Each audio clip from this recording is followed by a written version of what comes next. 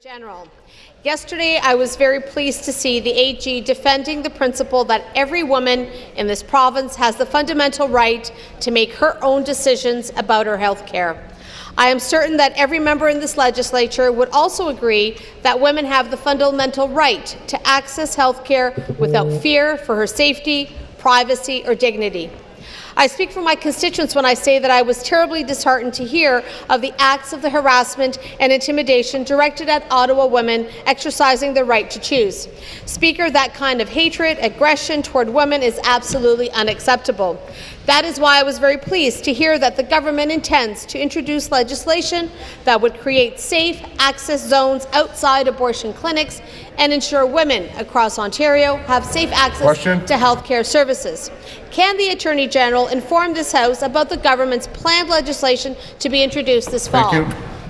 Attorney General. Thank you very much, Speaker. I really want to thank the member for asking a very important question. Speaker, this is an important issue to me as both as a citizen of Ottawa and as a person who has always been a strong believer in a woman's fundamental right to choose. Speaker, it is also my steadfast belief that every woman in Ontario has the right to make decisions about her own health care, and she deserves to do so freely, without fear for her safety, privacy, or dignity, without fear of being judged or publicly humiliated because of a choice. Speaker, without fear of being threatened with violence, harassment, or any form of intimidation. Speaker, no woman should have to take such things into account when making her own healthcare decisions, and that is why, Speaker, this fall our government will introduce legislation that will propose to create safe access zones around specified healthcare facilities to protect the safety and security of patients, staff, and visitors.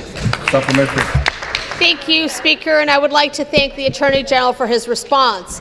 I know many people across this province would agree that this is an important issue that touches every woman and goes beyond economic, cultural, or geographic differences. All women across this province have fought and laboured hard throughout the years to build up this country and province we can now call home. A woman's fundamental right to choose is one that should be enshrined and protected under the law.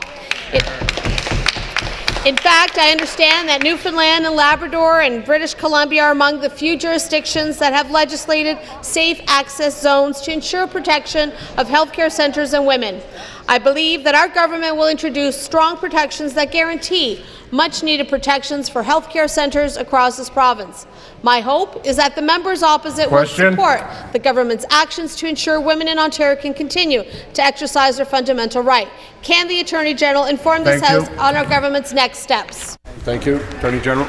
Speaker, thank you very much. The member is correct. British Columbia, Newfoundland and Labrador and province of Quebec have implemented similar laws in their provinces over the past decades. Speaker, these laws provide for protection to all women and healthcare providers in those jurisdictions. Over the summer months, Speaker, my ministry and I will continue to look at laws passed in other jurisdictions, and we will consult with legal and healthcare experts, advocacy groups, and local clinics to determine the details of the proposed legislation. Speaker, we have a lot of work ahead of us on this very important issue over the next few months, and I believe that policies like this are more important than ever. Speaker, I commend and salute all champions of women in this House. I know that they all believe that this is not a partisan issue. Speaker, I know that they all believe that women have a right to choose, to make decisions about her own health care. And I'm confident, Speaker, and I hope that all members will support this very important legislation when it's tabled in the fall. The member from Thornhill. Thank you very much, Mr. Speaker.